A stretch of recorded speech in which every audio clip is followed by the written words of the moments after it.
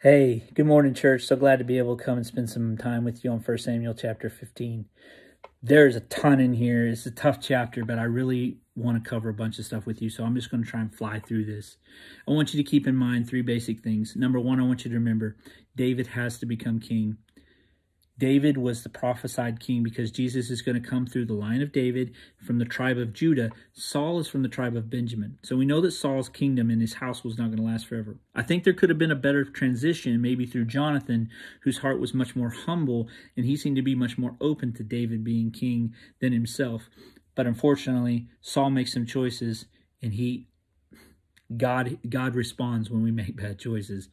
We'll talk about that a little bit more in a minute. Next thing I want you to understand and remember is that we have to follow the letter of God's law explicitly, the command explicitly, do exactly what it says. Just like he told Joshua, do not turn to it from the right or to the left. We have to do exactly what it says. If we don't, then we're not doing it at all. And the last thing you have to keep in mind is that leaders are held to a higher standard than others. James said that those who wish to become teachers should be careful because teachers are held to a higher standard. We have to keep that in mind as we read this text. Now let's dig into some things that are actually going on inside the text. Look at verse 10, and in verse 10, we're going to start a conversation that happens between the Lord and Samuel. It says, "The word of the Lord came to Samuel. I regret that I have made Saul king, for he turned his back from following me and has not performed my commandments." And Samuel was angry, and he cried to the Lord all night. Now we have to be careful with this because Satan loves to twist stuff. That word regret, Satan would love for you to believe that it means that God made a mistake, that God didn't know what was going to happen, that God wasn't ready for this. That none of those things are true, okay? God is sovereign. He knows exactly what Saul's going to do before Saul was ever even born, before the time ever even existed. He knows the decisions of Saul. What it is saying, we actually get the clue from what God is saying. We get the clue in verse 23.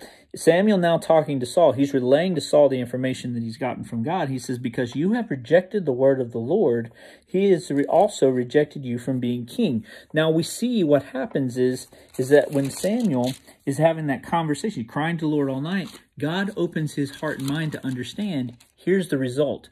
I regret the decision that I have to make now, that I have to choose right here, right now, because of decisions that Saul has made.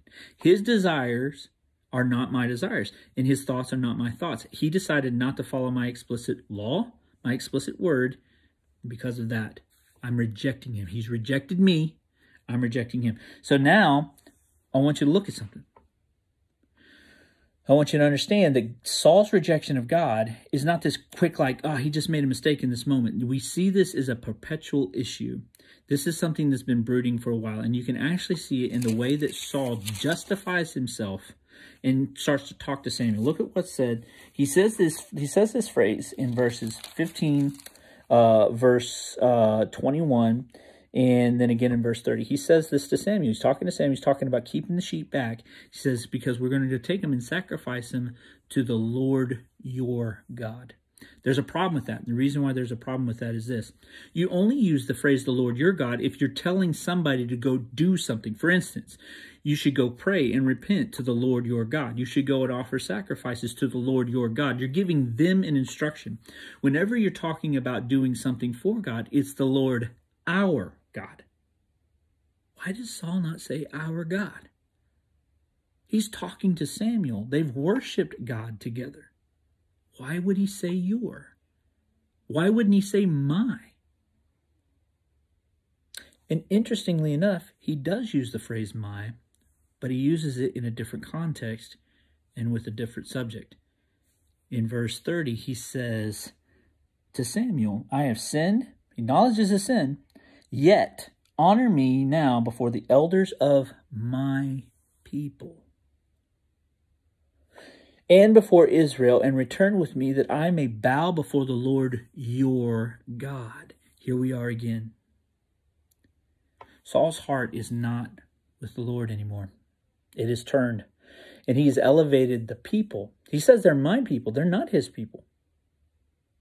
You only use the phrase my people if you're talking about us as together. When you're talking about them observing you, my people is a possessive. He sees them as his kingdom. And the problem with that is that it's not his kingdom. They're God's children. It's really important that we notice this. I know this is a long video, but I really want to recommend to you that you check in with your heart. Saul did not see this coming. He didn't think that he did anything wrong. He tried to justify it. The problem was that he had already started to lose his heart for the Lord. Pray the same prayer that David prayed. Search me, O God, and see if there be any grievous way within me. We have to have that heart towards God, because we're all capable of making the same poor choice that Saul did, where we take our focus off of him and we put it somewhere else. I appreciate you bearing with me through this. I pray you really enjoy 1 Samuel 15. It's a really great text. It's hard, but it's good. May God bless and keep you. We'll talk to you later.